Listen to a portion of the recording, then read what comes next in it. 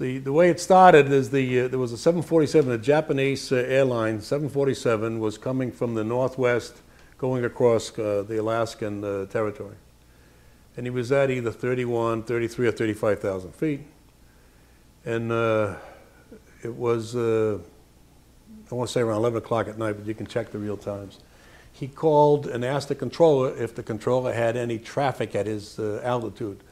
And the controller said no. Basically, it was a midnight operation. They didn't have too much traffic. And he said, well, something like I have a target at my 11 o'clock or 1 o'clock position, about 8 miles. Now, in the 747, they have radar in the nose that picks up the weather outside there. So his radar is picking up a target.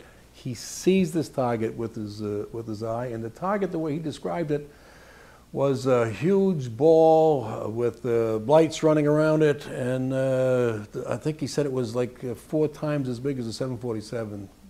Well, when they read the reports that come through, the FAA has to protect themselves, so you can't say you saw a target, even though this is what he said. So they made him change his report to position symbols, which makes it sound like it wasn't really a target.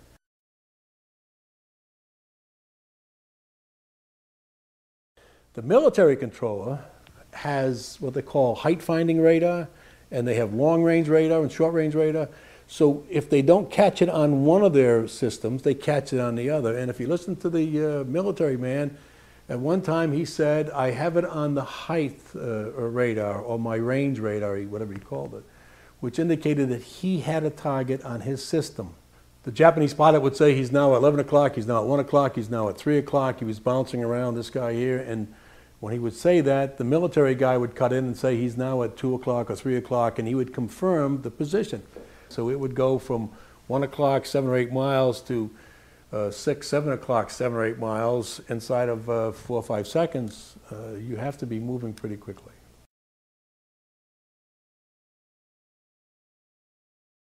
When it was all done, and we went back to Washington the next day, the administrator had called down and wanted to know if he had a problem or not. And my boss had told him, well, we took a video of it, and it looks like there might have been something there. The administrator, which was Ingen at the time, Admiral Ingen, he said, well, have you got that video with you? Can you show me the video? And I said, yeah, and then, you just plug it in and play it. So we plugged it in for him. He started watching it, and after about 5 minutes, he told the staff, I canceled my, he had a meeting with someone in 15 minutes. He says, first he said, I'll be late, and then next it was cancel, and then I'm going to be here till this is over. So he watched the whole thing just over half an hour. Well, a few minutes later, the Admiral calls down and says, I set up a briefing tomorrow morning at 9 or 10 o'clock, what it was. In the round room, bring all the stuff you have, bring everybody up there, and give them whatever they want, and we want to get out of it. Just let them do whatever they want to do with it. They brought in 3 people from the FBI, 3 people from the CIA, and 3 people from Reagan's scientific study team, and I don't know who the rest of the people were. But they were all excited. When they got done, they actually swore all these other guys into that this never took place.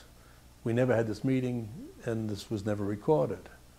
He said this is the first time they ever had 30 minutes of radar data on a UFO, and they're all itching to get their hands into the data and to find out what it is and what really goes.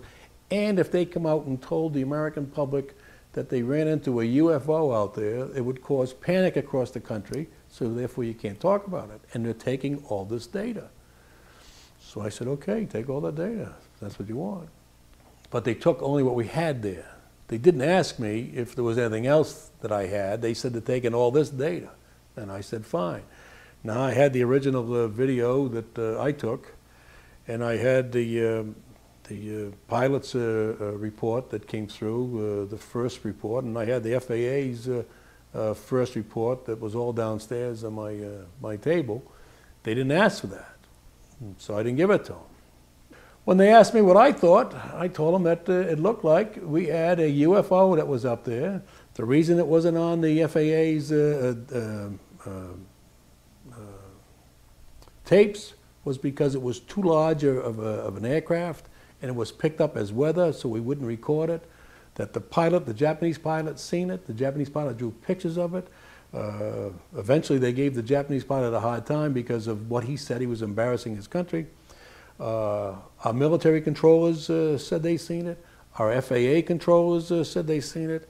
Our FAA controllers, after a period of time, came back and said they really didn't see a target. They saw something else, which makes it sound like somebody is helping them fill out the reports, and therefore that looks suspicious.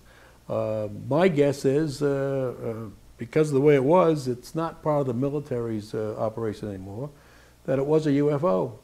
But who do you tell that you were involved in a UFO incident without them looking at you like you ain't wrapped too tight?